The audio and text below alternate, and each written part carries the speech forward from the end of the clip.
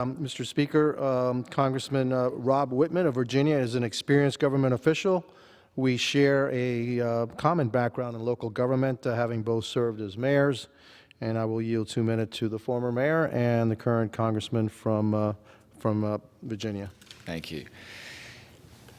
Mr. Speaker, over 3.8 million people across the world have died from COVID-19. Over 600,000 Americans have died. We deserve to know how the COVID-19 pandemic began. There's mounting evidence to show that the Wuhan Institute of Virology is a probable source of that.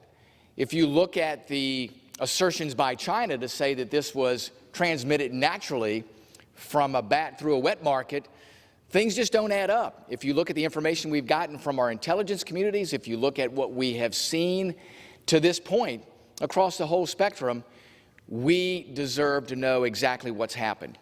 And if we want to uncover the truth behind COVID-19, if we're serious about preventing future pandemics, if we're serious about holding China accountable, then I believe we need to do everything we can to follow the science. And by profession and by education, I'm a biologist. In fact, I worked in and ran laboratories for years, laboratories that handled pathogenic organisms. And I can tell you the things that need to be done to uncover exactly what happened at the Wuhan lab. It doesn't make sense to look at the assertions that China makes and somehow believe that that is indeed the case. I don't think that this is a random event. I do believe that there are links to the Wuhan lab that must have an independent and thoughtful evaluation of exactly what happened. We have to force China to allow a free, objective, and independent evaluation of exactly what happened at the Wuhan Institute of Virology and determine what role did it play in the origins of this pandemic. We have to do that. I want to ensure the investigation happens and that we hold Chinese officials accountable, and that's why I introduced the World Deserves to Know Act, because indeed the world deserves to know. And the World Deserves to Know Act will sanction key Chinese officials in their Centers for Disease Control, in their National Health Commission, who obfuscated data, the data necessary to determine exactly what happened. To also, through our intelligence gathering, to identify those individuals in the Chinese Communist Party that persecuted scientists, that persecuted citizen journalists that sought to divulge the truth about what happened there. There must be a free, open, and independent evaluation that is allowed in order for us to know. Again, the world deserves to know.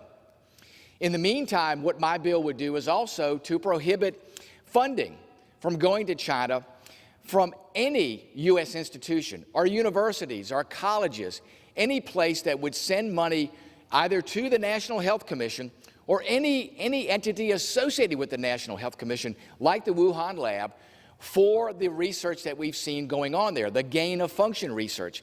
We have to make sure that that happens. I want to make sure, too, that we identify where have dollars gone from the U.S., from the National Institutes of Health, or any other governmental entity, or any entity associated with our federal government, state governments, or local governments that may have sent money to China for gain-of-function research. We have to know exactly where the money went, where it came from, and who was the decision maker about how that money got there. And that needs to go all the way up through our bureaucracies, not only at the federal level, but at the state level also. Anywhere where there's an association, that needs to be known. I want to make sure, too, that my bill allows Taiwan observer status in the World Health Organization to make sure that they check China's malign influence over the organization. Taiwan was at the very beginning of making sure that this was transparent. This is not about political gamesmanship. This is about getting to the truth, not only for the sake of truth for itself, but to make sure the United States never suffers another pandemic like the one we've just endured. And I hope that all of my colleagues on both sides of the aisle will join me in holding China accountable and supporting and co-sponsoring the World Deserves to Know Act. With that, Mr. Speaker, I yield back the balance of my time.